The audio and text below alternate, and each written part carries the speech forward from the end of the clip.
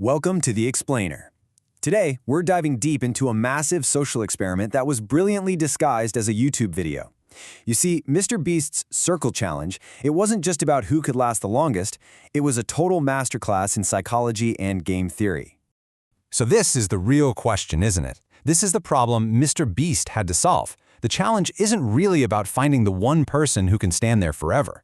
No, it's about how you systematically engineer an environment that convinces 99 other people that quitting is actually their best move. And this is what makes the whole thing possible. A truly life-changing amount of money. It's the only reason 100 people would agree to basically put their lives on pause and stand inside a painted circle to begin with.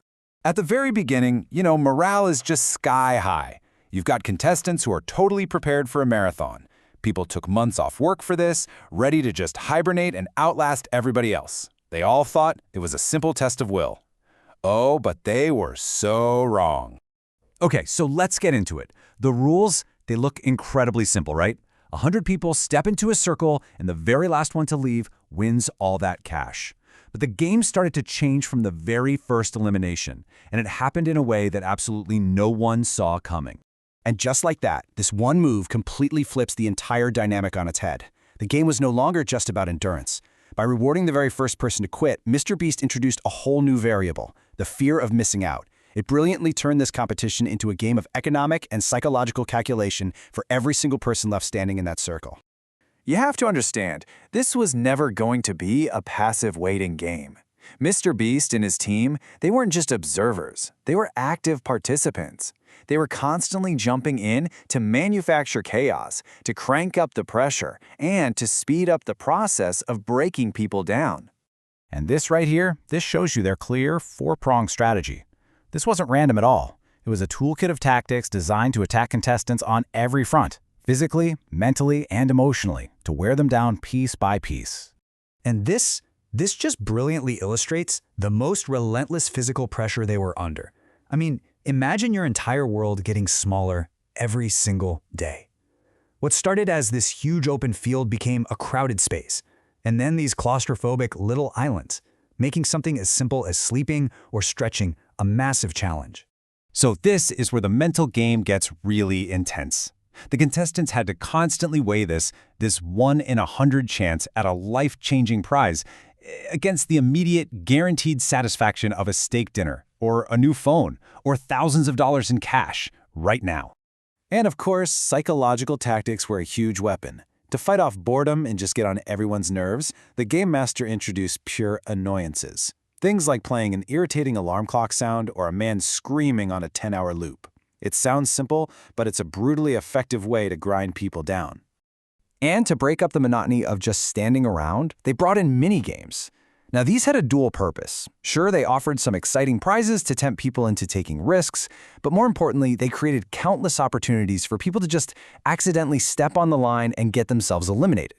So, with all these pressures just piling on, what actually made people quit? Well, the reasons are this fascinating look into human motivation, into our decision-making, and even some really unexpected moments of teamwork in what should be a cutthroat environment. Turns out, there wasn't just one reason people left. It was this potent mix. A big chunk of people caved to a tempting offer, while others were just ground down by pure exhaustion, or made one tiny, costly mistake.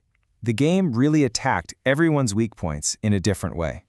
But here's what's truly amazing. It wasn't all just individuals fighting for themselves. In this high-stakes, zero-sum game, we saw these incredible moments of teamwork.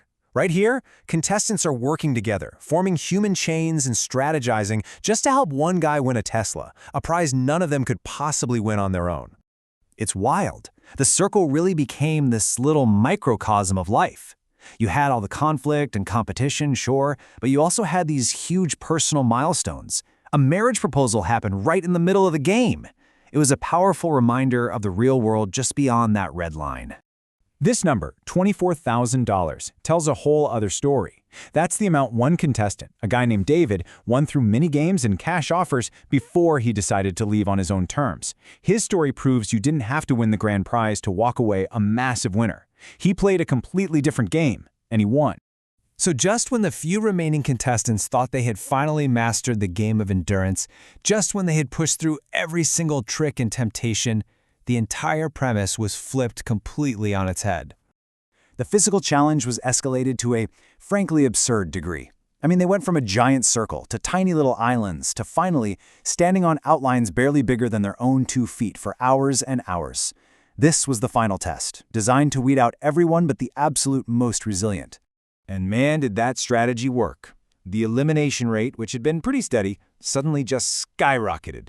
The extreme pressures of those final days caused the numbers to drop off a cliff, filtering the group down to just a small handful of finalists.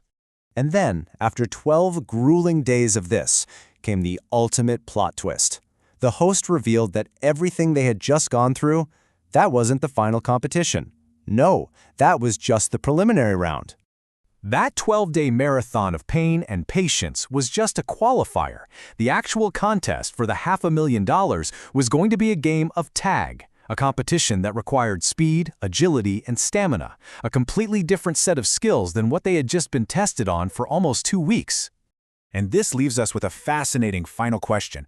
Everyone optimized for endurance, but the final challenge demanded explosive athleticism.